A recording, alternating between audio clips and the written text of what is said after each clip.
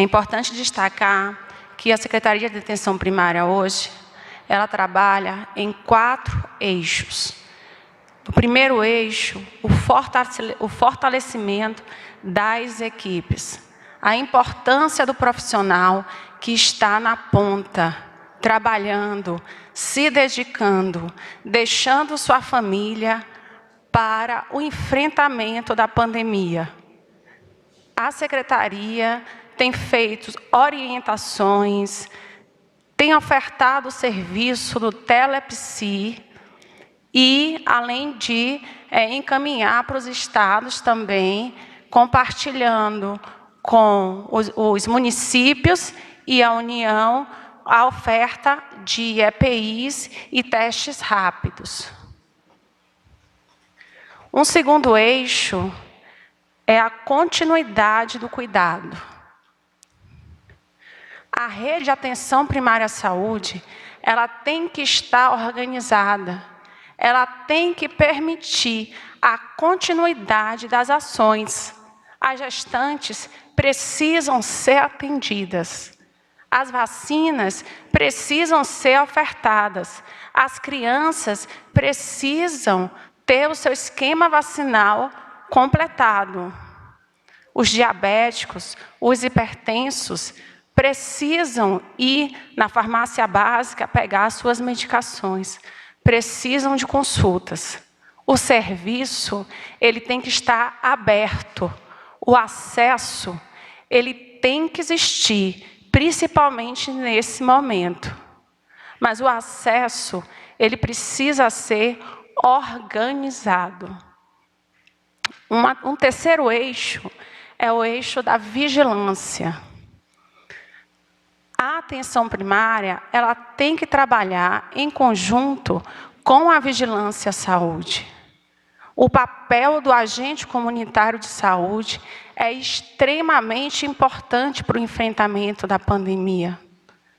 O agente comunitário de saúde, ele está nas casas das pessoas, fazendo o seu trabalho, junto com as equipes de saúde da família, nas unidades básicas de saúde. Precisamos fortalecer o monitoramento dos contatos, dos casos suspeitos, e, por isso, a integração da atenção primária à saúde com a vigilância, nesse momento, é fundamental. O quarto eixo é o acesso. Esse já está previsto na Constituição. O acesso que todas as pessoas têm que ter aos serviços de saúde. O serviço não pode parar, as unidades básicas não podem fechar. E, para isso, a Secretaria de Atenção Primária à Saúde, o Ministério, está trazendo uma nova estratégia de ação para o enfrentamento do Covid, respeitando as pessoas e entendendo que todos precisam de atendimento, mas atendimento seguro. A mãe, quando ela leva o filho para tomar vacina, ela precisa ter segurança. E é isso que a gente tem trazido e vamos apresentar aqui.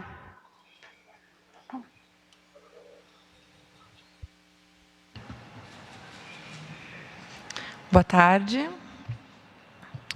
Então, como a secretária Daniela falou, a gente traz aqui um lançamento no eixo do acesso na atenção primária à saúde. Então, esse lançamento traz novos serviços para reforçar a identificação e o atendimento precoce dos casos leves da Covid-19. São 2 serviços: o Centro de Atendimento para o Enfrentamento da Covid-19 e o Centro Comunitário de Referência para enfrentamento da Covid-19. São serviços de saúde da atenção primária para ajudar o gestor local do município a organizar a sua rede e permitir o acesso ao cuidado, tanto das pessoas sintomáticas, suspeitas de Covid-19, quanto dos demais cuidados que precisam ser ofertados na atenção primária. Então, esses centros precisam concentrar o cuidado das pessoas com sintomas leves, como febre, tosse, dor de garganta e dor no corpo.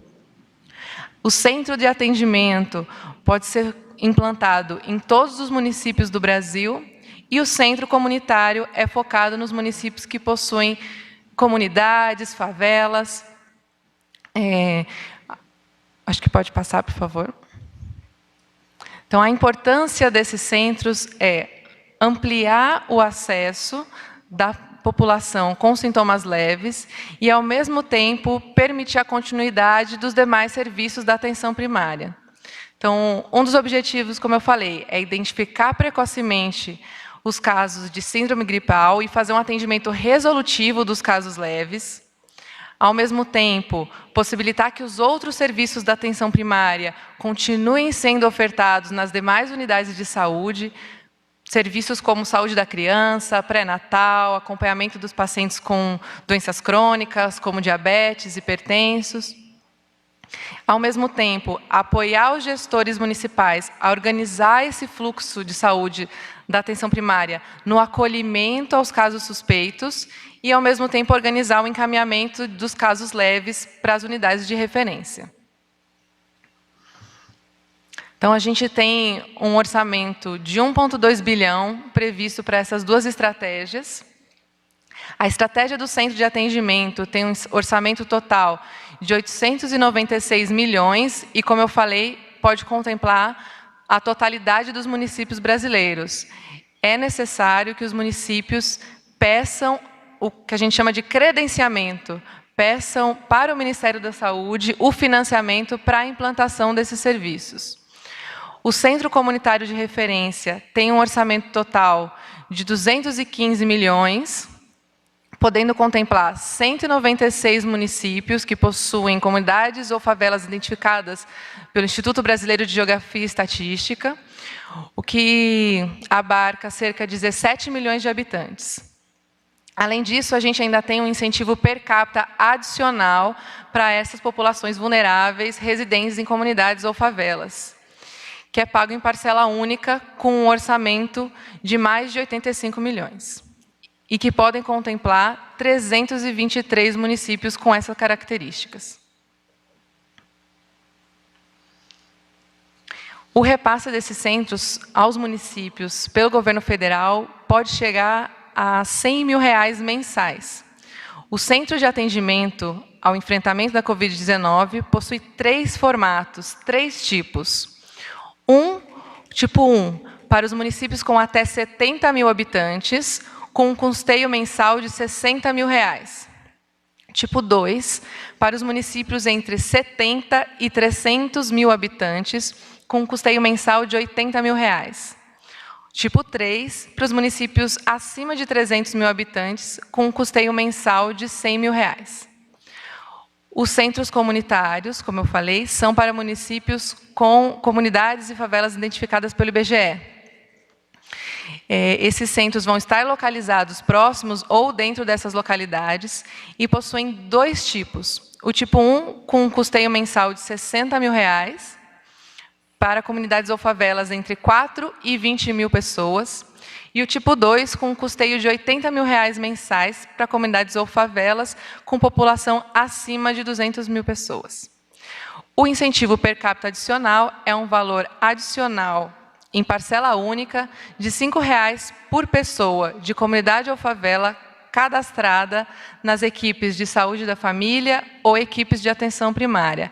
Esse cadastramento já é algo que a gente fomenta para todas as equipes e toda a população atendida na atenção primária. Ele faz com que as equipes estejam vinculadas à população, garantindo essa responsabilidade da equipe pelas pessoas atendidas. Nesse caso, a gente vai dar um fomento à vinculação e ao reforço do cuidado e monitoramento dos casos das populações de comunidades e favelas. Esse incentivo per capita, então, ele tem um objetivo de incentivar a atualização dos cadastros, principalmente das pessoas que se incluem nos grupos de risco. Isso aumenta a responsabilidade das equipes, facilita dá subsídios para a busca ativa e monitoramento dos casos, tanto de forma remota, quanto pelas próprias equipes de atenção primária. reforça a notificação dos casos de síndrome gripal identificados, fortalece o trabalho das equipes de saúde da família e equipes de atenção primária, aumentando seu custeio, apoia a integração e articulação da atenção primária, das equipes de atenção primária com os centros comunitários, porque elas trabalham no mesmo território de população residente em comunidades ou favelas. E, além disso, é um fomento à implantação de medidas de comunicação e mobilização social nessas comunidades. Então, como a ampliação do acesso vai ser estruturado? O centro de atendimento, como eu falei, pode estar localizado em todos os municípios, todos os gestores municipais podem pedir incentivo financeiro para implantar esses serviços. O espaço físico se trata de um estabelecimento de saúde, seja um posto de saúde, uma policlínica, um centro especializado, que vai ser adaptado para comportar esse centro. E ele precisa ter uma estrutura mínima, com consultório, sala de acolhimento, sala de isolamento dos casos, sala de coleta de exames, para poder fazer teste diagnóstico dos casos. Além disso, esses centros precisam funcionar 40 horas semanais e ter uma carga horária mínima por cada categoria profissional de 40 horas semanais. A cada tipologia, como eu falei, a gente tem tipologias mais simples para municípios menores e tipologias mais robustas para municípios maiores, tem um aumento de carga horária profissional. Essa composição de profissionais deve ser com médicos, enfermeiros e técnicos ou auxiliares de enfermagem. Já os centros comunitários, eles estão focados em municípios que possuem comunidades ou favelas que foram identificadas pelo IBGE. São estabelecimentos de saúde, como postos de saúde, ou ainda pontos de apoio vinculados a estabelecimentos de saúde. Outros equipamentos, outros estabelecimentos localizados na comunidade ou ao redor da comunidade, vinculados a um serviço de saúde que prestam essa assistência. Então, eles têm que funcionar também 40 horas semanais, mas a exigência mínima da carga horária profissional é de 30 horas semanais. Também compostos por médicos, enfermeiros, técnicos e auxiliares de enfermagem, que devem se organizar ao longo do dia e da semana para cumprir as 40 horas de funcionamento do estabelecimento.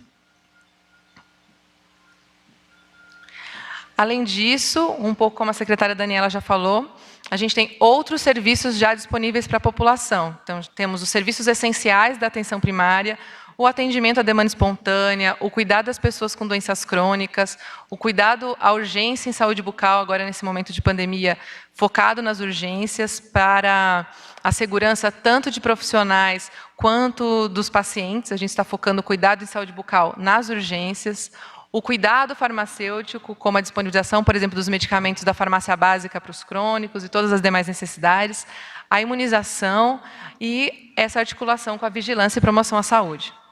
Além disso, a gente tem outras ofertas tecnológicas, algumas voltadas para o usuário. Consegue voltar, por favor?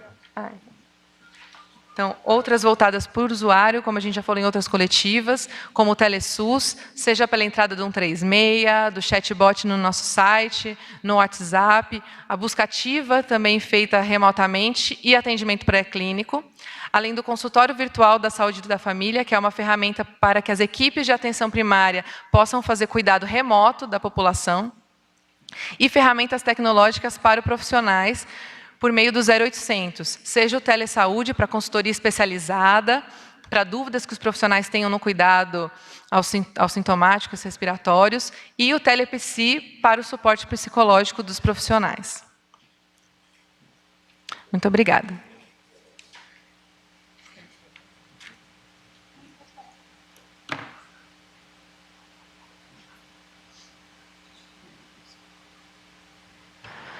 É importante destacar que essa estratégia ela vai possibilitar que os gestores municipais que não têm dentro de sua área, que ele considera uma área crítica, ele não tem cobertura nem de equipe de saúde da família e nem unidade básica de saúde, que ele poderá utilizar o equipamento social que ele tem na área. Ele pode utilizar um centro comunitário, ele pode utilizar um equipamento dentro daquela área e ali ele adaptar para permitir o acesso das pessoas ao atendimento.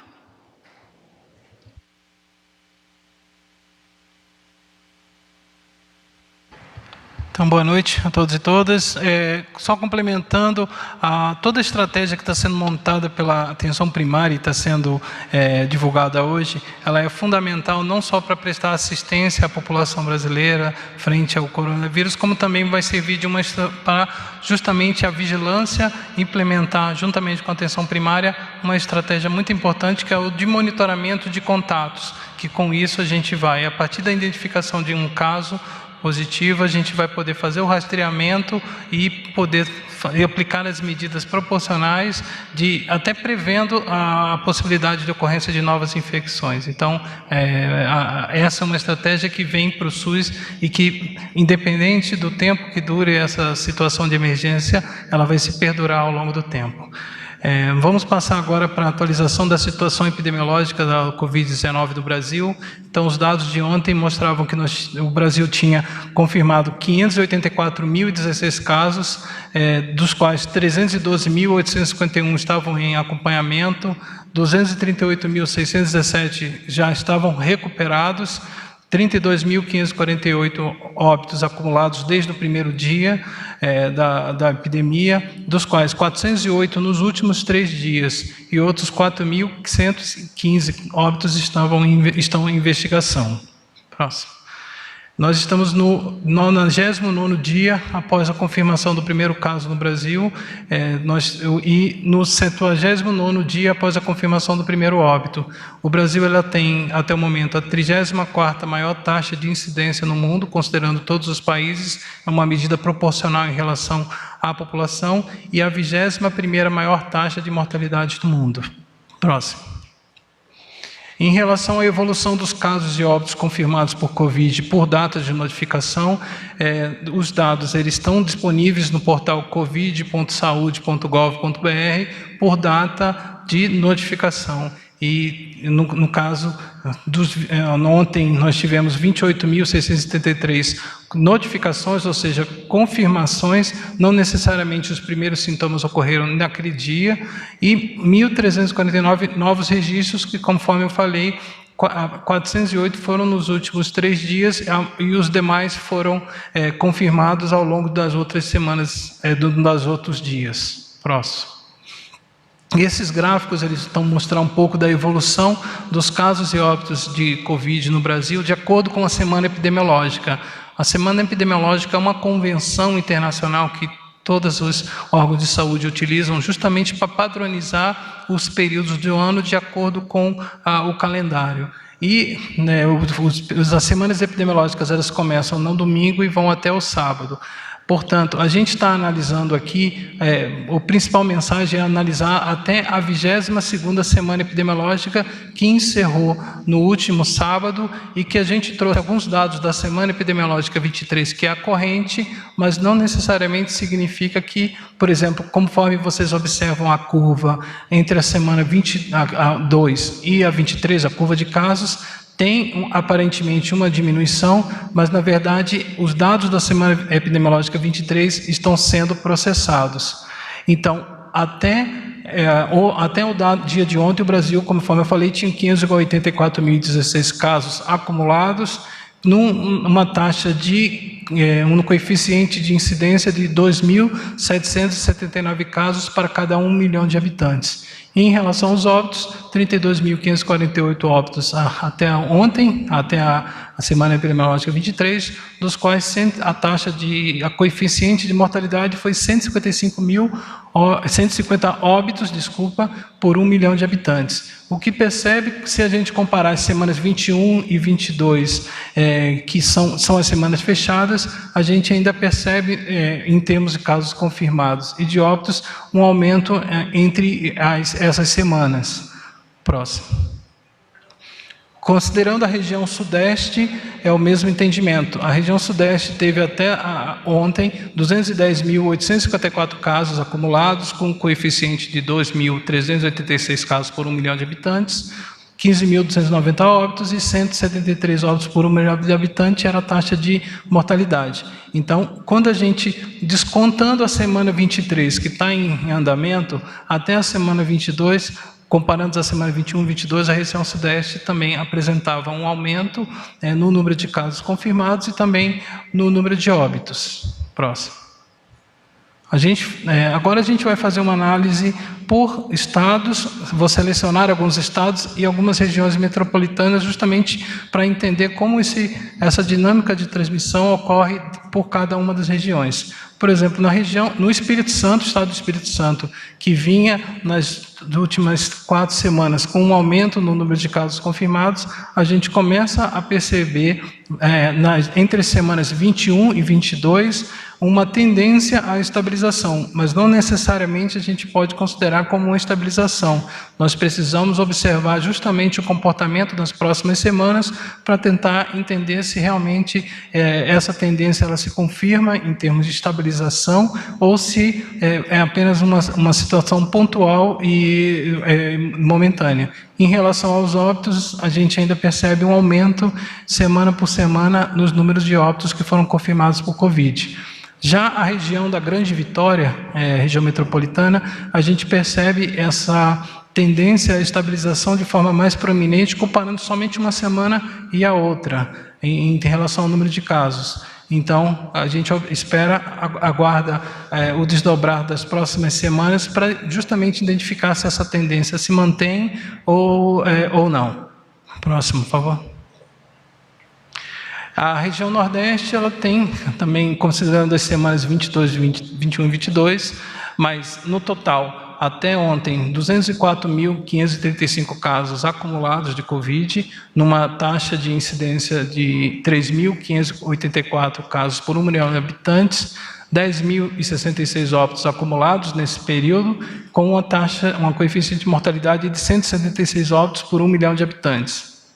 Fazendo esse mesmo desconto da semana epidemiológica 23, que está em andamento, a gente percebe ainda um aumento no número de casos confirmados semana após semana e mesma coisa em relação aos óbitos. Próximo. Observando estados específicos, no Ceará, a gente observa justamente entre as semanas epidemiológicas 21 e 22, que estão fechadas, uma tendência de estabilização, que precisamos observar as próximas semanas se será mantida. Em relação aos óbitos, a gente percebeu que houve uma redução no número de óbitos confirmados por Covid de uma semana a outra. Mesma coisa precisa ser avaliado de perto, tanto pelos gestores quanto pelo Ministério da Saúde. Na região metropolitana de Fortaleza, essa tendência de estabilização ela já acontece nas últimas 4 semanas, com pequenas variações, um pouco para mais, um pouco para menos, mas a gente percebe nitidamente essa tendência de estabilização nos casos. E tanto que o número de óbitos, embora tenha aumentado em relação às semanas epidemiológicas 20 e 21, a gente já percebeu uma redução comparado com a semana passada, a semana anterior, e também a gente precisa estar avaliando em relação às próximas semanas o comportamento dessa curva. Próximo. Pernambuco, mesma coisa, a gente percebe entre as semanas 21 e 22 uma tendência de redução bastante evidente, da mesma forma uma tendência na redução do número de óbitos comparado às 2 semanas. E mesma coisa observada na região metropolitana de Recife, em que é observado nessas 2 semanas essas tendências de redução em número de casos e número de óbitos, que precisa, conforme eu tenho enfatizado, ser acompanhado de perto pelos gestores, pela população e principalmente pelo Ministério da Saúde. Próximo. A região norte, a região com 121.461 casos até a semana epidemiológica 23 e uma taxa de um coeficiente de incidência de 6.590 casos por 1 milhão de habitantes e 6.135 óbitos acumulados até ontem, com uma taxa de 303 óbitos por 1 milhão de habitantes. Percebe-se, a princípio, que se trata da maior taxa de incidência em relação às regiões do Brasil, justamente porque lá a população proporcionalmente é menor do que nas outras regiões do Brasil. Então, fazendo novamente o desconto da semana epidemiológica 23, que está em andamento, a gente ainda observa um aumento no número de casos confirmados semana após semana, com uma pequena tendência, ainda também muito prematuro avaliar em termos de região, de estabilização no número de óbitos. Próximo. O estado do Amazonas, embora ele tenha identificado nas últimas 4 semanas um aumento no número de casos, a gente percebe uma diminuição no número de mortes, seguidamente, semana após semana, 4 semanas seguidas de redução no número de óbitos, considerando as semanas anteriores. Mesmo já na região metropolitana de Manaus, a gente percebe que inicialmente em 3 semanas anteriores havia uma tendência de estabilização e na última semana a gente percebe um pequeno aumento. Em relação aos óbitos, as 4 semanas foram de redução em termos de número de óbitos. Também é importante enfatizar a observação dia após dia, semana por semana, para a gente identificar se essa tendência de estabilização permanece em relação à região metropolitana de Manaus. Próximo. O estado do Pará, aumento nas últimas semanas do número de casos e também de óbitos, mas a região metropolitana de Belém a gente começa a perceber uma tendência à estabilização e assim como os óbitos eles se mantiveram, não houve um aumento exponencial na ocorrência nos óbitos dos municípios da região metropolitana de Belém. Também temos que avaliar se essas tendências permanecem ao longo das semanas. Próximo. Finalmente, as regiões com os menores incidências do Brasil, a região centro-oeste, você tem um pequeno aumento nas semanas, mas ainda pouco expressivo considerando o restante das regiões do Brasil, assim como o número de óbitos pequeno comparado com as outras regiões. São 21.240 casos até a semana 23, até ontem, 1.303 casos por 1 milhão de habitantes, 442 óbitos acumulados até a semana 23 e 27 óbitos por 1 milhão de habitantes, o que mostra que é uma região, são os estados que ainda têm pouco impacto significativo em relação aos casos de Covid-19 no Brasil. Próximo. Aí a gente destaca o estado de Goiás, que nas últimas semanas tem apresentado um aumento, tem sido observado um aumento no número de casos, e em relação aos óbitos, uma pequena variação. E a região metropolitana de Goiânia tem um aumento nas últimas 2 semanas, com um número de óbitos ainda considerado estável, considerando as últimas 4 semanas. Próximo. Região Sul, também uma região de pouco impacto, considerando todos os estados brasileiros, são 25.926 casos, com um coeficiente de incidência de 865 casos por 1 milhão de habitantes, 615 óbitos acumulados até ontem, com uma taxa de 20 óbitos por 1 milhão de habitantes. A gente percebe um pequeno aumento ainda, não muito expressivo quanto outras regiões do Brasil, e uma situação de óbitos aparentemente estável durante todo esse período. Próximo. E a gente destaca aqui o estado do Rio Grande do Sul, que teve um aumento nas últimas 3 semanas, e a região metropolitana de Porto Alegre, um pequeno aumento e uma tendência que tem que ser acompanhada, e eu me preocupo muito com os estados da região sul, porque agora estão entrando num período de sazonalidade, em que tradicionalmente ocorre um maior número de transmissões de doenças respiratórias, principalmente influenza e outros vírus respiratórios, e agora nós temos a presença do Covid-19 numa população suscetível, em que mostra a necessidade de atenção por parte das autoridades de saúde dos estados da região sul, assim como da população em geral. Próximo. Esse é o mapa do Brasil. Nós temos 4.222 municípios que já confirmaram casos, uma proporção de 75,8% dos municípios brasileiros. É importante enfatizar que a grande maioria dos municípios eles têm um pequeno número de casos reportados, ou seja, menos de 100 casos confirmados. Cerca de 3.600 municípios reportaram menos de 100 casos durante esse período, dos quais 537 municípios reportaram apenas um caso de Covid até o momento. Em relação aos óbitos, 1.821 municípios confirmaram óbitos por Covid, dos quais 32, referentes a 32,7% dos municípios, e a maioria dos municípios, eles têm menos de 10 óbitos registrados, dos quais 766 municípios reportaram apenas um óbito confirmado por Covid até o momento. Próximo. Então, aí é uma comparação, né?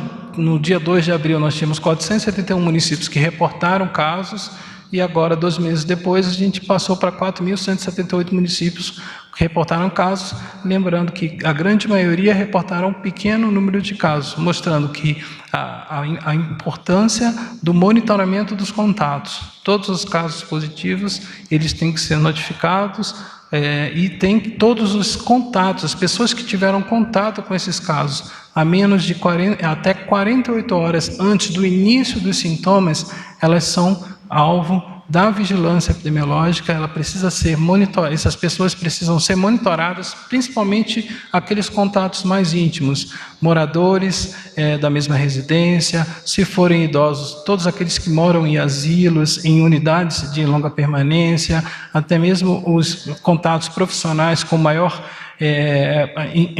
envolvimento, maior proximidade, aquelas pessoas que tiveram menos de 1,5 metro durante o período de 15, pelo menos mais de 15 minutos dentro desses ambientes, é fundamental que as vigilâncias e as secretarias municipais façam um monitoramento desses contatos, justamente para prevenir e aplicar as medidas proporcionais de saúde pública que são necessárias.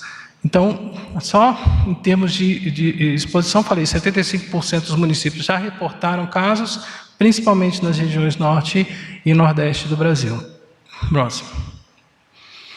Esse é um dado que a gente produz em parceria com a Organização Pan-Americana da Saúde, que é o número básico de reprodução. O número básico de reprodução é uma medida da epidemiologia que a gente utiliza justamente para identificar o número de pessoas que possam ser infectadas a partir do contato de uma pessoa com uma única pessoa. Esse número de reprodução ele é importante justamente para a gente mensurar, como nós temos uma grande população susceptível, a velocidade e a magnitude de transmissão como está ocorrendo no Brasil. Por exemplo, um R igual a 2 significa que para cada uma pessoa ela pode infectar até 2 pessoas, e assim sucessivamente. Então, a gente observa que todos os estados brasileiros, eles têm um R acima de 1, ou seja, existe uma capacidade de transmissão de uma pessoa para mais de uma pessoa, em média, em todo o Brasil. No entanto, os estados que mais nos preocupam por conta desse índice de reprodução são justamente o Acre, com 1,6, Goiás, com 1,6, Bahia, com 1,7 e Ceará, com 2,4. Os restantes, mesmo tendo valores acima de 1, que mostra que ainda existe uma tendência de transmissão para mais de uma pessoa, e apresenta situações diversas de acordo com a sua situação. Próximo. Em relação às hospitalizações, são 219.121 hospitalizações por SRAG até a semana epidemiológica 22, dos quais 80.162 foram confirmados por Covid e 60.805 estão em investigação. Próximo. Uma coisa que sempre nos questionam existe um atraso na informação, existe uma demora para que a informação chegue para o Ministério da Saúde. Nesse método que foi utilizado também pela Organização Pan-Americana de Saúde, em parceria com o Ministério da Saúde, a gente utiliza um fator de correção justamente para prever e entender essa dinâmica de atraso de notificação de síndromes respiratórias agudas graves, justamente por cada uma das unidades da federação. Então, a gente pode estimar, a partir do momento que a curva atingiu o maior número de casos, qual o comportamento que essa curva se dará do ponto de vista estatístico. Então, a gente pode observar que, mesmo a gente considerando esse atraso de notificação que existe em alguns estados, os estados do Amazonas, Pernambuco, Piauí e Rio de Janeiro, eles começam, mesmo com esse atraso, a mostrar uma tendência de redução no número de hospitalizações por síndrome respiratória aguda grave. Esse é mais um dado que nós estamos utilizando, nós vemos utilizando juntamente com os estados, para justamente acompanhar a dinâmica de transmissão, principalmente relacionada aos casos graves. Próximo. Em relação aos óbitos por Covid, os casos de síndrome respiratória aguda grave, 49.595 reportados, dos quais 28.344 por Covid e outros 4.159 óbitos estão em investigação. Próximo. Em relação aos óbitos por Covid, conforme a gente colocou, sempre coloca que, embora nas últimas 24 horas houve atualização de 1.381 registros, nos últimos 3 dias foram, considerando os óbitos por Covid, por SRAG, 17% eles foram registrados nesses últimos 3 dias. E o dia com o maior número de registro de óbitos, no momento, é o dia 12 de maio, com 670 óbitos registrados, ocorridos em um único dia. Então, a gente pode perceber também o número de óbitos, que a gente sempre atualiza retrospectivamente o número de óbitos, tanto por data quanto por mês. Então, em março, foram confirmados 650 óbitos por Covid, em abril, 9.428 óbitos por Covid, e agora em maio, 16.476 óbitos por Covid. Então, mostrando que as confirmações, elas se dão, embora ainda a gente tenha diminuído muito tempo entre a confirmação, o registro e a confirmação do óbito por Covid, eles ainda têm sido registrados de forma retrospectiva ao longo do tempo. Próximo. Então, a questão aí é mais uma distribuição de óbitos por idade e grupo de risco, 70% acima de 60 anos e 62% apresentam pelo menos um fator de risco. Próximo. O boletim epidemiológico 18, que equivale à semana epidemiológica 22, está sendo finalizado. A previsão é que nós disponibilizaremos ele amanhã. Ele vai estar com informações sobre a evolução de casos de óbitos, os casos de Covid em profissionais de saúde, uma maior aprofundamento em relação à obesidade e risco de Covid, e também um perfil mais específico de indivíduos, de idosos com 60 anos ou mais de idade, que referiram diabetes e hipertensão nas capitais brasileiras. Então, espero até amanhã estar disponível para toda a sociedade. Próximo. Vou passar agora para a Grace fazer a complementação e atualização em relação à vigilância laboratorial. Boa noite a todos. Pode passar. Bom, nós trazemos então uma atualização do número de exames de RT-PCR que foram distribuídos para todos os estados do Brasil. Isso inclui laboratórios públicos da Rede Nacional de Laboratórios de Saúde Pública, que são os laboratórios centrais, os LACENS, como são conhecidos, bem como os Centros Nacionais de Influenza e outros laboratórios parceiros de instituições públicas, como o INCA e outros hospitais, laboratórios do Ministério da Agricultura, Embrapa, das Forças Armadas, são laboratórios parceiros que têm condições de realizar esse exame de RT-PCR. Então, no total, até esse momento, foram distribuídas 3.129.808 testes de RT-PCR para Covid-19. A distribuição por unidade federada está especificada pelo gráfico. Pode passar. Desse total de exames que nós distribuímos, nós temos o registro dentro do Sistema Gerenciador de Ambiente Laboratorial, no qual esses laboratórios de saúde pública trabalham e alimentam essas informações, esse sistema que é online.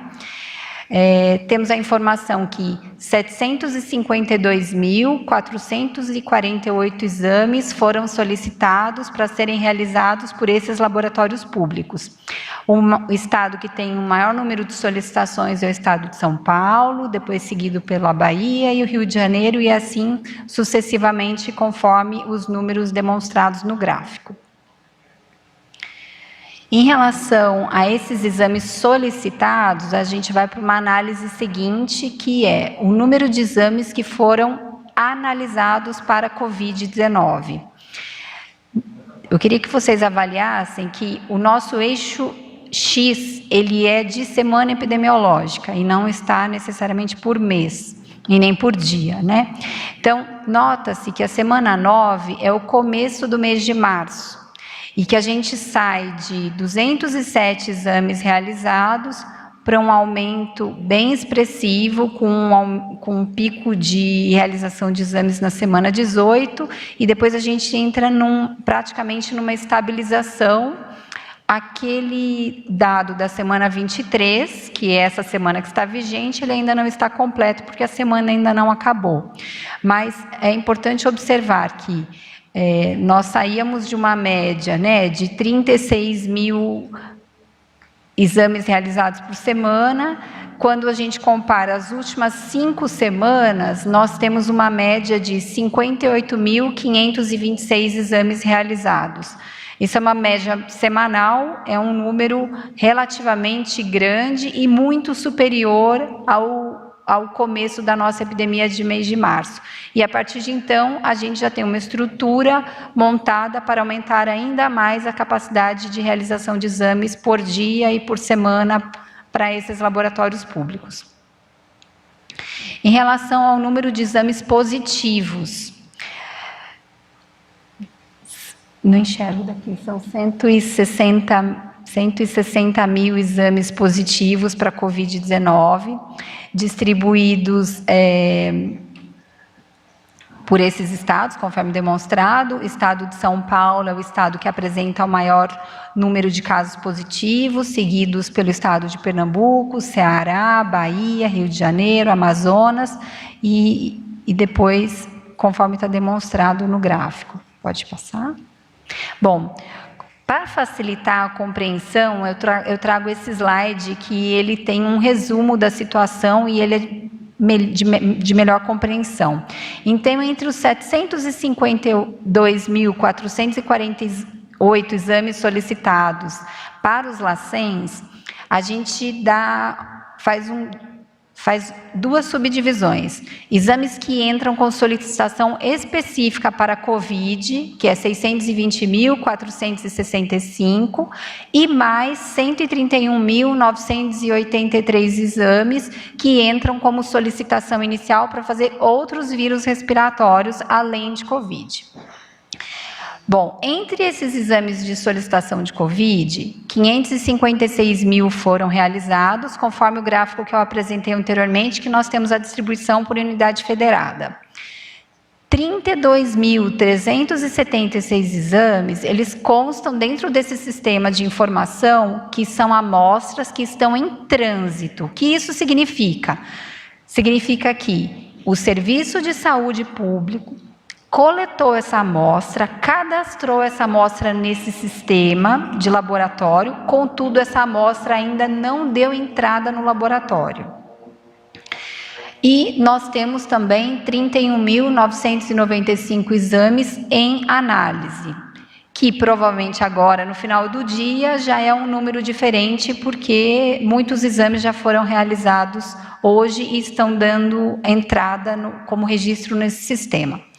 Entre esses exames realizados, aí a gente traz a subdivisão, que 160.956, ou seja, 29%, são exames positivos para Covid-19. Essa é uma média de positividade que ela tem se mantido ao longo das últimas semanas.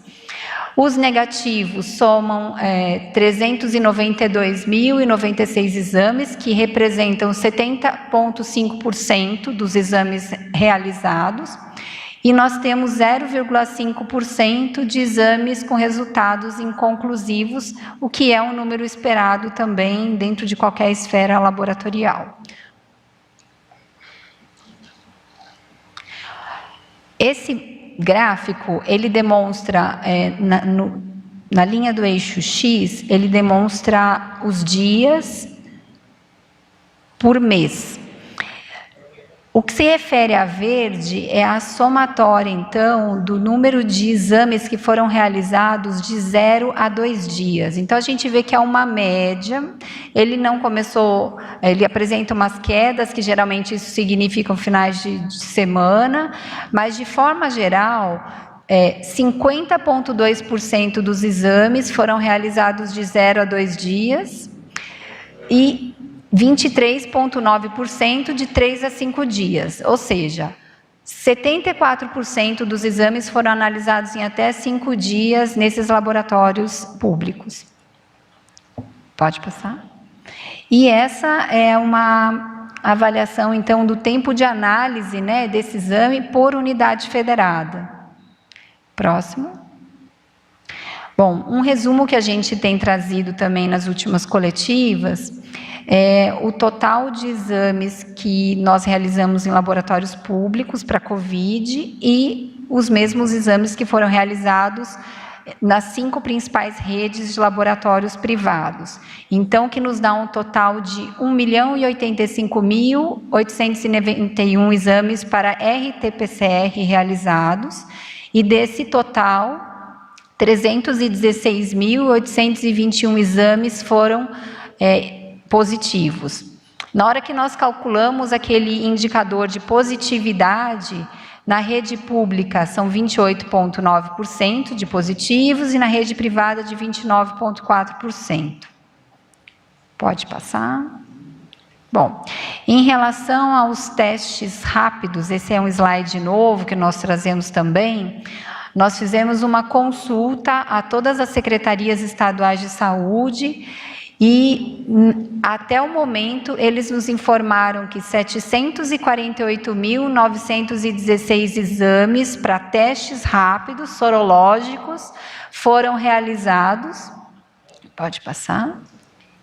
Então, na hora que nós somamos o quantitativo de exames PCR mais o quantitativo de testes rápidos, nós temos que no Brasil realizamos e registramos 1.834.807 exames. Isso dá uma taxa de 8.737 exames para cada 1 milhão de habitantes. Acho que a mensagem que nós temos que passar com essa informação é que não adianta aplicar o teste rápido na população. Esse resultado, tanto se positivo quanto negativo, precisa ser registrado nos sistemas oficiais. Caso contrário, nós não temos como fazer uma contabilidade desses testes. Então, essa é mais uma solicitação para que todos os gestores municipais, estaduais, reforcem os pedidos para que todos os testes rápidos aplicados tenham seus resultados inseridos nos sistemas de informação. A mesma coisa vale também para as iniciativas de parcerias entre municípios e iniciativas privadas, que também estão realizando testes rápidos. Essas informações também precisam voltar para o sistema. É isso. Obrigada.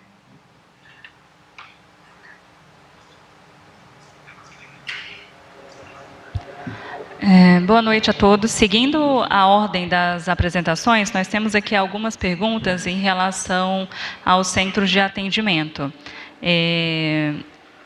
A Natália Fruit, da RBS TV, pergunta: esse 1 bilhão e 200 é ainda aquele anunciado no início da pandemia pelo ex-ministro Mandetta ou é dinheiro novo?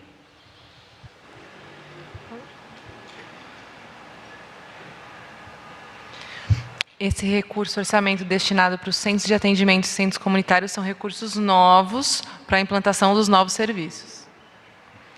A Marcela Fernandes, do HuffPost Brasil, pergunta se o monitoramento de contato será feito apenas nos serviços anunciados hoje.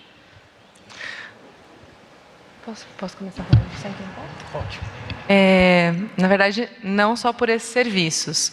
É importante esclarecer que esses serviços são um dos serviços que podem atender os casos leves nos municípios. É uma possibilidade de uma melhor organização para facilitar o acesso e o fluxo de atendimento dos casos leves. Mas os municípios vão precisar olhar para a sua realidade local para montar a estrutura da sua rede. Então, municípios vão optar por ter unidades básicas de referência, centros de atendimento e os que puderem também entrarem nos critérios, centros comunitários. É uma organização completa da rede e toda a atenção primária precisa estar vinculada e organizada com a vigilância local para poder fazer o monitoramento de contatos. Quer continuar? O Dalton Almeida, da EPTV, pergunta: quando começa e como vai ser feito o pedido de credenciamento nos novos serviços apresentados hoje? Existe algum trabalho, existe algum trabalho de localização dos contactantes? Como está sendo feito esse trabalho atualmente? Os gestores municipais podem solicitar o credenciamento desses serviços a partir de segunda-feira pelo nosso sistema, se chama e-gestor atenção básica. Os gestores municipais já estão habituados com esse sistema e podem fazer a solicitação.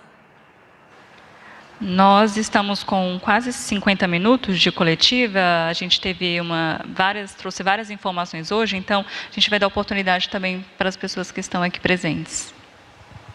As perguntas presenciais agora, começa com a Daniele Popov, da TV Brasil. Olá, boa noite. Vou insistir um pouquinho nessa diferenciação dos centros de atendimento e centros comunitários. Só para ficar claro, esses locais físicos já existem, os gestores vão indicar os locais para ser instituído esse centro com esse nome, Centro de Enfrentamento, né, à Covid-19, no caso, os comunitários, né, ou dos outros tipos. E o mínimo de 70 mil pessoas por habitante, no caso daqueles que recebem a quantia lá dos 60 mil reais, e no caso das comunidades, 4 a 20 mil pessoas por comunidade.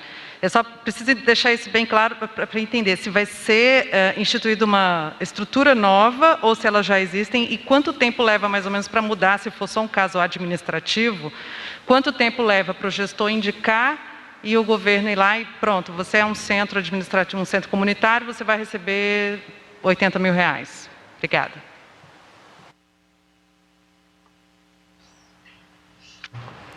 Então, o centro de atendimento, ele pode ser para municípios de qualquer porte populacional. O primeiro tipo é até 70 mil habitantes, então não precisa iniciar de municípios a partir de 70 mil habitantes.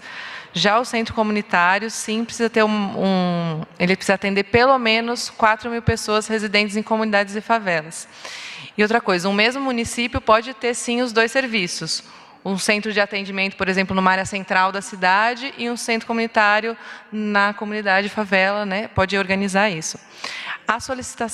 Os estabelecimentos em si são estabelecimentos de saúde que podem estarem ativos atualmente ou estarem inativados no município, o município ativar para isso, para fazer o centro de atendimento. E como a Daniela falou mais cedo, os centros comunitários podem, inclusive, ser um outro ponto de apoio. Então, um centro comunitário da cidade, né, da região, uma escola que foi adaptada, um outro equipamento social vinculado a uma OBS que já existe para ter o suporte do serviço de saúde, mas pode ser um outro estabelecimento que foi adaptado para isso.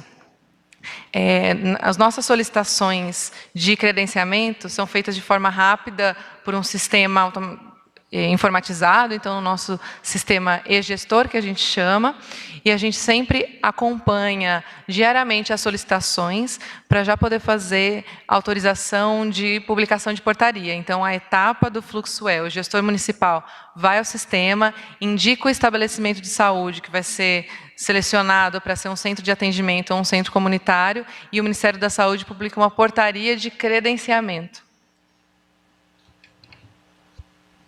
É importante destacar que já tem vários municípios que já estão organizados desta forma.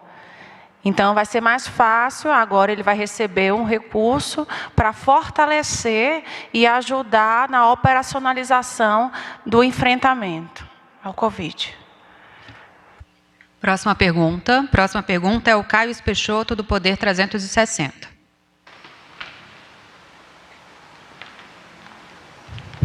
Boa noite. Eu tenho duas perguntas que são correlatas entre si. Primeiro, ontem teve o recorde de mortes notificadas em um único dia, e esse número ele foi divulgado bem tarde. E eu queria entender, primeiro, o que aconteceu para esse número ter sido divulgado às 10 da noite de ontem. E a gente está nas coletivas aqui, a gente estava falando sobre os números de ontem, que é uma coisa que a pessoa que está em casa já não tem mais tanto interesse. Eu quero saber se em algum momento a gente vai poder voltar a falar dos números do dia, como a gente podia falar, tinha condição de falar na época do ministro Mandetta, por exemplo. Bom, primeira coisa, eu acho lamentável falar de ranking maior. Isso não procede, eu tento explicar várias vezes. Ontem teve 1.300 registros de óbitos. Esses óbitos ocorreram nos últimos dias. Então, eu não concordo com o que se coloca repetidas vezes que ocorreram, foi o ranking, foi o maior índice. Não, eu tentei ser bem claro nas comunicações. Nós tivemos uma data específica, que foi em maio, com 600 e poucos óbitos, 640 óbitos, num dia que foi aquele dia que a gente considera que foi o maior número de ocorrências confirmadas de óbitos por Covid. Então, essa informação que está sendo vinculada, ontem nós tivemos o maior número, o recorde de óbitos, foi o maior número de registros de óbitos. Acho que isso, para ficar bem claro em termos de comunicação, porque senão a gente passa uma comunicação. Não estou menosprezando a importância da informação, tanto de casos de óbitos, e a gente nunca se furtou em estar informando isso para toda a população brasileira. Somente eu não concordo com essas colocações de que são óbitos que ocorreram num único dia. Não, são registros de óbitos feitos, confirmados por toda uma dinâmica de trabalho que a vigilância epidemiológica, a atenção primária, o Sistema Único de Saúde realiza. Feito esse esclarecimento, é importante colocar, às vezes eu já vi até alguns comentários que falam, nossa, por que é tão simples somar o número de casos e divulgar essa informação? Só que não é assim que funciona na vida real. A gente tem muita responsabilidade em divulgar informações oficiais do Ministério da Saúde. Então, nós aguardamos o envio das informações que são produzidas na ponta, no município, naquela unidade de saúde, que passam pelo Estado e chegam até o nível federal. A gente recebe essas informações, a gente checa, a gente busca inconsistências, busca fazer correções, entra novamente em contato, porque são muitos casos e o ser humano acaba errando, fazendo atualização, o sistema dá problema, elimina duplicidades, ou seja, para a gente ter a certeza absoluta de que aquela informação foi processada de forma correta e foi divulgada de forma correta. Eventualmente, em alguns dias, acontecem problemas, a gente já teve que ligar para o Estado, conversar, entrar quase numa videoconferência para tentar ajudá-los a corrigir uma ou outro problema, eventualidade. Então, essa é a dinâmica de processamento da vigilância epidemiológica, que o Ministério da Saúde faz com bastante responsabilidade. Então, não é simplesmente chegar e divulgar uma informação. Eu preciso ter responsabilidade nesse processo. E, às vezes, acontece de demorar um pouco mais. A equipe está trabalhando, ela fica trabalhando quase diuturnamente para que a gente tenha certeza de que a informação que vai sair do Ministério da Saúde seja a informação mais real possível e mais correta, tentando justamente minimizar a ocorrência de erros e equívocos. Então, é essa a real. Vamos nos limitar a uma pergunta apenas, por conta do tempo, por favor. A próxima pergunta é do Leandro Prazeres, jornal O Globo.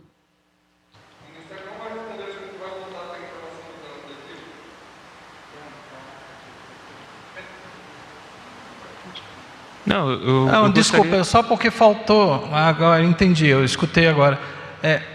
Isso leva o dia todo para fazer. Então, a gente faz toda a contabilidade de todo esse processo. O dia não para, os estados estão publicando. De repente, se eu estipulasse, vou fechar meio-dia, daqui a 3 horas sai um novo número e vocês vão falar, o Ministério da Saúde mandou um número, mas 3 horas depois esse número já está desatualizado. Então, essa foi uma pactuação que a gente fez com os estados. até para não ficar pressionando para que eles trabalhem de forma correta, o mais próximo possível, e aí concluam as informações e a equipe está lá fazendo os procedimentos. Eu estou falando dos dados de ontem. Essas diferenças, elas são significativas, são importantes, mas assim, eu fiz toda uma análise semana após semana dos casos, apresentando a situação real, colocando a evolução, e assim, as variações de um dia para o outro acontecem, mas o importante é perceber a dinâmica de transmissão dentro das semanas epidemiológicas. Então, não é um desejo do Ministério da Saúde, uma imposição de falar só sobre dados anteriores, mas sim, tanto o cuidado que a gente tem com a informação, como também a possibilidade de que a gente faça análises mais consistentes e consiga perceber os índices, os valores e as tendências de variação dentro daquilo dos dados que os dados nos apresentam.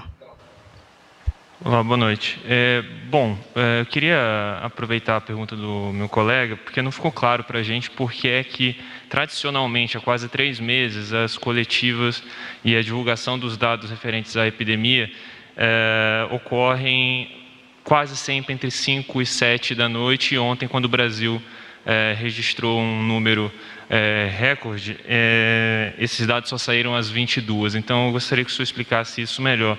Adicionalmente, eu gostaria de perguntar o seguinte: a pessoa escolhida para ser o novo secretário de Ciência e Tecnologia do Ministério, que não é médico, defende o uso da cloroquina até para profilaxia, que é algo que vai contra várias recomendações, inclusive do Ministério da Saúde.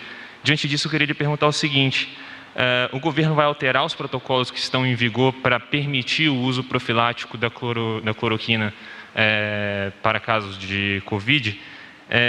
E, além disso, o Ministério vai orientar o uso da cloroquina ou hidroxicloroquina, como previu e como anunciou o secretário? E eu queria aproveitar, já que o senhor é da área de vigilância epidemiológica, para perguntar o seguinte: os dados que o senhor apresentou aqui mostram, e os dados que vêm sendo apresentados mostram que, apesar de haver alguma tendência de estabilização, os números continuam subindo, tanto o número de casos quanto o número de óbitos. Mesmo assim, estados como Amazonas, Ceará e Pará já estão reabrindo a economia, o comércio. Queria saber se reabrir as atividades comerciais nesse momento em que a gente está registrando números recordes de casos e de óbitos, se isso é prudente.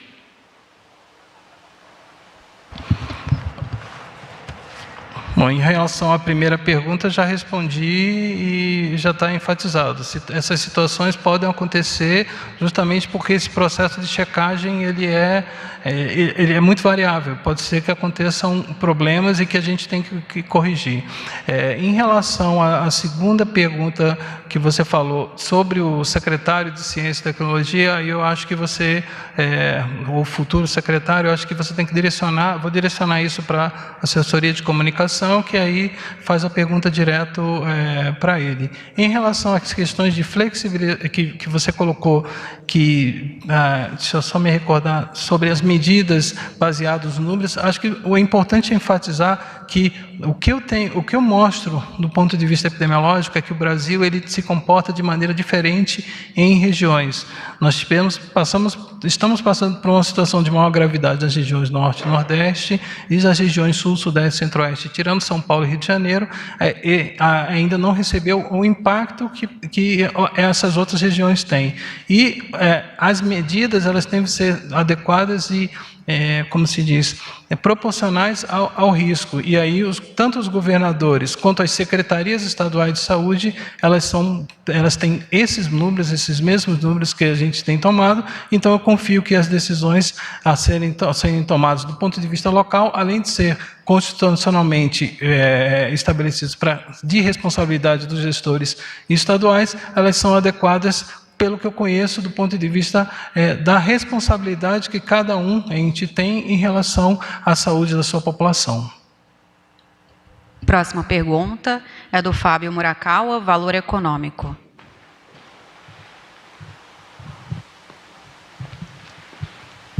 Boa noite, secretários. Minha pergunta é para o secretário Eduardo. Secretário, eu gostaria que o senhor desse, se possível, uma ideia, né, para quem está assistindo aqui, em que estágio se encontra a epidemia de Covid-19. Então, vamos pegar aqui, o Brasil se comporta de maneira diferente em diferentes estados. Então, vamos pegar os locais onde estão mais graves, né? São Paulo, Rio e alguns estados aí da região norte. Dá para dizer, com base na curva que o senhor apresentou, se a curva está subindo, se o negócio está se estabilizando, se a gente já chegou num platô, se a situação vai se agravar? Essa é uma pergunta. E a outra é o seguinte: o Ministério tem ideia da subnotificação de casos? A gente tem, não sei quantos casos confirmados, 500 mil, é isso? Por aí, né? Efetivamente, quantas pessoas estima-se que foram infectadas pela Covid-19 no Brasil, levando-se em conta a subnotificação? São 3 milhões, 2 milhões? O Ministério tem uma estimativa a esse respeito? Bom, em relação à situação dos estados, acho que foi bem evidente quando a gente observa que nós estamos num aumento no número de casos semana após semana, também no aumento nos óbitos confirmados semana após semana, principalmente por conta da dinâmica de transmissão da doença. Conforme eu falei, nos índices de reprodução, praticamente em todos os estados eles são índices acima de 1, ou seja, uma pessoa ela tem contato, ela acaba transmitindo para um pouco mais de uma pessoa. Não chega a ser 2, acho que somente um estado que tinha um número básico de reprodução acima de 2, mas a maioria dos outros tem, em média, a gente considera um número estatístico 1 para 1,5, assim, não existe 1,5 pessoa, mas é uma dinâmica de velocidade, 1,5, 3 e assim sucessivamente. Então, essa é a situação dos estados, que conforme a gente observou, alguns com maior, que estão numa situação maior do que outras, principalmente os estados do norte e nordeste, com o maior número de casos em detrimento das outras regiões, mas acho que a mensagem principal independente da situação que se encontra, todos os estados precisam continuar mantendo as ações de enfrentamento, reforçando as suas unidades de saúde para o atendimento dos casos confirmados, dos casos suspeitos.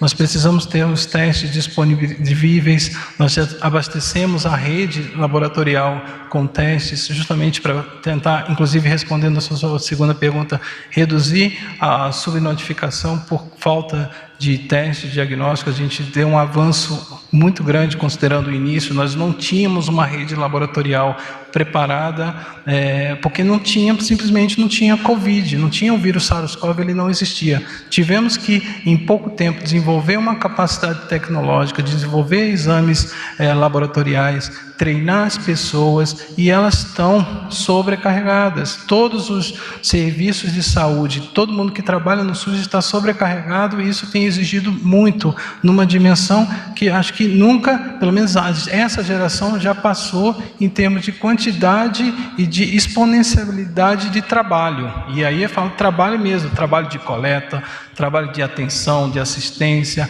As equipes de emergência estão trabalhando diuturnamente, as equipes de terapia intensiva, os hospitais, todos eles estão dando a resposta que a gente espera de um sistema único de saúde. Então, a gente essa é a principal mensagem. A variação, ela ocorre de acordo com cada local, e todos os secretários estaduais de saúde, todos os secretários municipais de saúde e suas equipes têm acompanhado isso de forma bastante responsável, tá?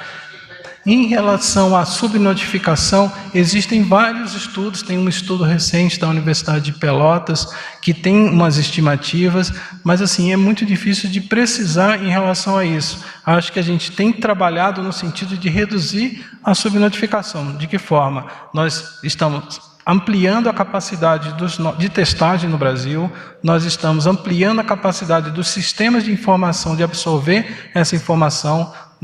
Nós estamos orientando todas as equipes de vigilância, as equipes hospitalares, da importância do registro. É fundamental, como a própria Grace falou no passado, não adianta fazer o exame. Você tem que fazer o exame e registrar no sistema oficial. O Ministério da Saúde disponibilizou cerca de 10 milhões de testes rápidos, que foi uma doação de uma empresa da Vale do Rio Doce para todo o Sistema Único de Saúde, e os dados que a gente apresenta hoje são pouco mais de 700 mil exames registrados. Não que, que outros não devem ter sido feitos, só que sim, precisa ter o registro. Isso faz parte da documentação do registro para que a gente tenha essa informação. Então, a gente precisa realmente sentar, trabalhar com esses inquéritos, como a UFPEL e outros institutos, inclusive parcerias que o Ministério da Saúde está estabelecendo, vai estabelecer também com o próprio IBGE, no sentido da gente ter essas estimativas a nível nacional, para que a gente possa não ter simplesmente ter uma estimativa de subnotificação, mas ter uma estimativa da prevalência. Aproximadamente quantas pessoas no Brasil já tiveram contato com o vírus? Essa é a pergunta que todo mundo precisa se fazer e que a gente se faz, e que para isso a gente tem trabalhado para que a gente tenha uma vez mais clareza nesses números. A última pergunta agora, temos mais uma pergunta presencial, é do Gustavo Garcia, do G1.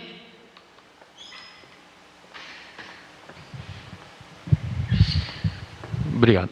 Boa noite, secretários. São duas perguntas. A primeira é sobre os centros, né, que foram anunciados hoje. Está listado lá, entre os objetivos desses centros, o seguinte: identificar precocemente casos de síndrome gripal ou Covid-19 com atendimento resolutivo de casos leves. A minha pergunta é: o que é o atendimento resolutivo de casos leves? E uma segunda pergunta: nesses casos leves, esses profissionais desses centros já vão receitar a cloroquina para os pacientes? Uma segunda pergunta: por que o ministro interino Pazuello, por que ele escolheu não participar dessas coletivas aqui no Planalto, como faziam os seus antecessores, o Nelson Teich e o Luiz Henrique Mandetta? Obrigado.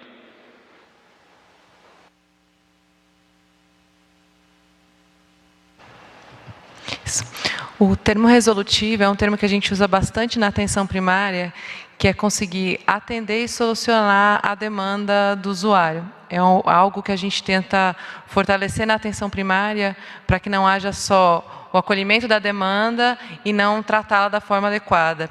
Então, cuidar de uma demanda de um sintomático respiratório é identificar os sintomas, identificar se é um caso leve ou um caso grave, identificar a necessidade de testes ou medicações, caso necessário, e de encaminhamentos também, se for o caso. Então, ser resolutivo é conseguir atender toda a necessidade do caso, não somente identificá-lo e não dar seguimento. Inclusive, participar da identificação dos contatos, fazer a notificação. Então, é fazer todo o arcabouço do cuidado do paciente. A receita médica é uma determinação do profissional, uma escolha do profissional médico. Então, ele avaliando o caso, ele faz a necessidade ou não de alguma prescrição de algum medicamento.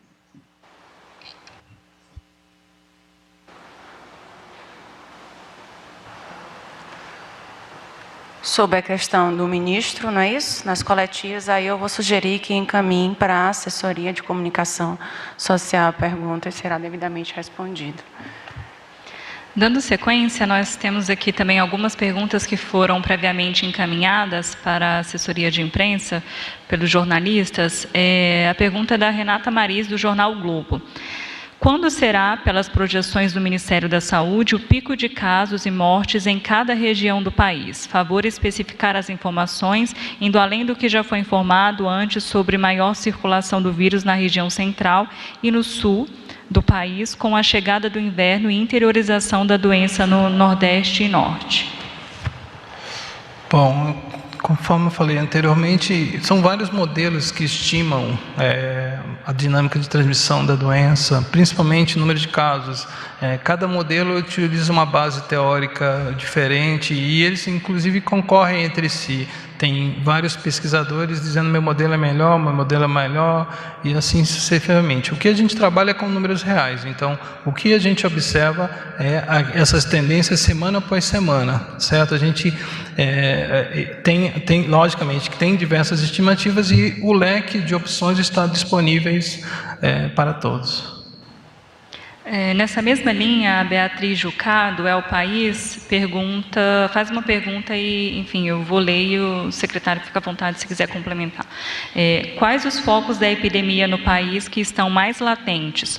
Favor especificar os estados em alerta e emergência e explicar quais os critérios do Ministério da Saúde para medir o estágio da disseminação da doença no país. Com quais projeções o governo trabalha? Espera pico de casos ainda adiante? Em quais locais? O que a gente tem observado é a tendência à estabilização dos próximos meses por conta de das próximas semanas, por conta de um período sazonal que historicamente diminui a transmissão de doenças respiratórias nas regiões norte e nordeste. Isso é um modelo, conforme falei, baseado numa série histórica de transmissão de doenças respiratórias e que a gente tem que acompanhar semana após semana. A gente não é possível prever quando vai ser o pico. Se eu soubesse quando vai ser o pico, seria fácil agir, mas essas estimativas elas são modelos teóricos e que estão disponíveis para todos. Em relação aos estados, acho que foi bem claro, eu destaquei aqueles estados tanto que estão em aumento, número de casos, tanto de maior proporção quanto menor proporção,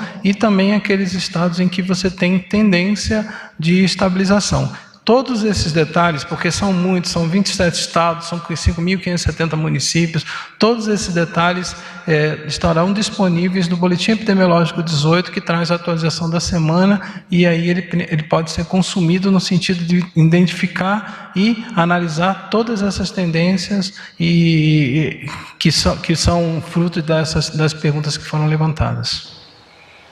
Nós temos também uma pergunta da Natália Cancian, do jornal Folha de São Paulo, a respeito de testes. Dados do Ministério da Saúde têm apontado um aumento na interiorização. Qual o plano do Ministério da Saúde para equipar a rede nestes locais e evitar esse avanço?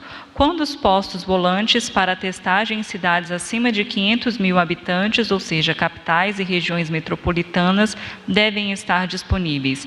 Há possibilidade de ter alguma medida semelhante também ao interior?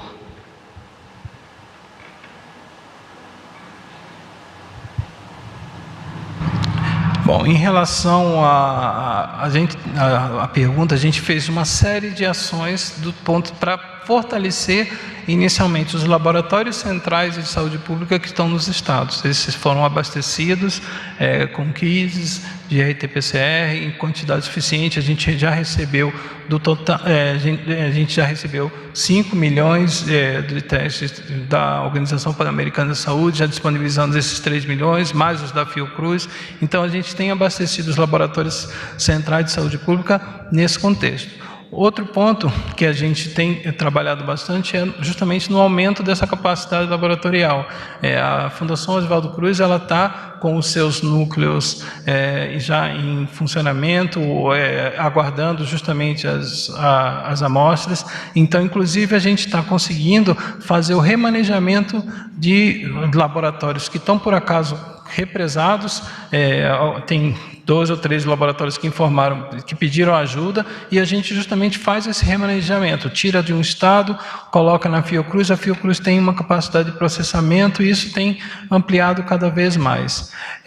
Em relação à interiorização, conforme eu falei, é perfeitamente possível nos municípios com baixa incidência, baixa prevalência, agir de forma a monitorar os contatos. Isso é fundamental. Um caso positivo, um caso confirmado de Covid, no município que tem 10 casos, 20 casos, você consegue implementar essa estratégia em todo o município. É só fazer o questionamento, pergunta, nos últimos 48 horas antes de você iniciar os sintomas, quais foram as pessoas que você teve contato íntimo, prolongado, dentro da residência, dentro de ambiente de trabalho, quanto foram essas pessoas por mais de 15 minutos, e numa distância menos de 1,5 metro. E aí, com isso, você consegue esse levantamento de pessoas, entra em contato com essas pessoas e justamente as perguntas são bem básicas. Está sentindo algum sintoma de gripe?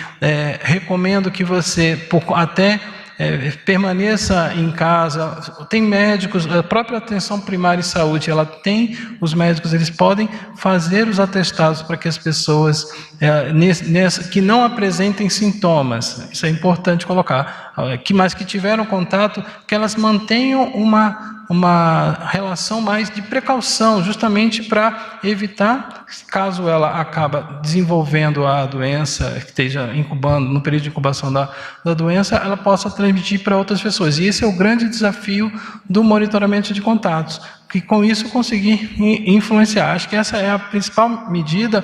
E em relação à estratégia de testagem, nós estamos na última fase para a finalização do edital, do chamamento para a logística da central de distribuição, central de diagnóstico de emergência, e que a gente vai prover os municípios acima de 500 mil habitantes e os municípios, as capitais, de equipes, tanto equipe para coletar, insumos para coleta e logística imediata desses exames. Faltam apenas detalhes para fechamento de todo esse processo, para que a gente ofereça mais esse serviço de forma complementar, além daquilo que já é feito pelos estados e municípios, para o Sistema Único de Saúde. Nós já ultrapassamos 1h20 de coletiva e... Só complementar, tudo bem? Bom, acho que só uma complementação e talvez um esclarecimento para deixar mais claro a questão desses municípios com mais de 500 mil habitantes. É importante relembrar que os postos que vão ser contratados são uma estratégia adicional. Ao mesmo tempo que eles são uma estratégia adicional de coleta, de envio de amostras, a gente também tem que relembrar que os LACENS e outros laboratórios de saúde pública, que são colaboradores dos LACENS, eles acabam que podem ficar mais disponíveis para continuar o seu trabalho, direcionando então as amostras que provêm do interior e que alguns estados não têm unidades regionalizadas desses LACENS. Tem estados, por exemplo, como o estado de São Paulo, que tem uma rede de laboratórios do Instituto Adolfo Lutz no interior do estado e que estão todos aptos já a atender e a realizar os exames naquela região, nas suas próprias regiões. Então, é importante lembrar que, além de estados que têm esses lacenzinhos, que a gente usa essa terminologia, cada laboratório central de saúde pública estabeleceu uma própria rede de apoio, que a gente chama isso de laboratórios colaboradores, que são laboratórios que podem ser de universidades, outros hospitais, hemocentros, ou seja, são laboratórios que têm condições de biossegurança e tecnologia e equipamentos para realizar o exame de RT-PCR dentro das condições ideais. Uma vez que esse laboratório apresenta isso e o LACEN entende, diante de uma série de atividades, que ele tem condição de se realizar, então também é possível fazer a interiorização da realização do PCR nessas localidades. Mas isso é uma iniciativa estadual. O que o Ministério faz para colaborar com essas iniciativas de laboratórios colaboradores estaduais? Fornecer insumos. para o RT-PCR. Isso a gente já tem, a gente traz de uma forma resumida nos insumos que nós passamos para os estados, mas ali dentro já está inserido todos os insumos que nós enviamos também para laboratórios colaboradores. Vou dar um exemplo que tem sido muito bem sucedido, é o fato da Embrapa, localizada no município de Concórdia, em Santa Catarina, está realizando uma série de muitos exames e está atendendo aquela região, sem necessidade de que essas amostras tenham que se migrar até a capital do estado, tendo uma melhor oportunidade de resposta.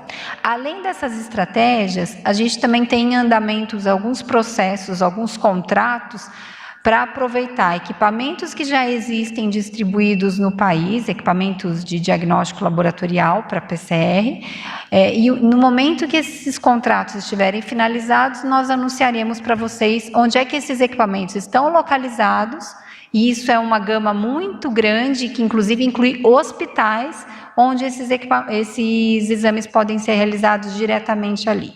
Mas isso fica para o futuro, porque ainda não está finalizada essa estratégia. Obrigada. Nós ainda temos algumas perguntas, mas devido ao horário, nós vamos responder via assessoria de imprensa ou trazemos para a próxima coletiva esses questionamentos. Secretária e diretora, se vocês quiserem fazer algum complemento, do contrário, nós vamos encerrar a coletiva. Eu gostaria de destacar a importância hoje das equipes de saúde que estão nos municípios, dia a dia trabalhando, nos hospitais, nas secretarias estaduais, nos hospitais estaduais, no Ministério da Saúde, trabalhando de domingo a domingo. O Ministério da Saúde não trabalha com números, o Ministério da Saúde trabalha com vidas, com responsabilidade, com segurança. Então, tudo que é trazido aqui para as coletivas, é feito todo um trabalho coletivo, existe uma equipe atuando dia e noite. Nós precisamos nos fortalecer. E é isso, dessa forma a gente vai conseguir enfrentar esta pandemia. Não é sozinho.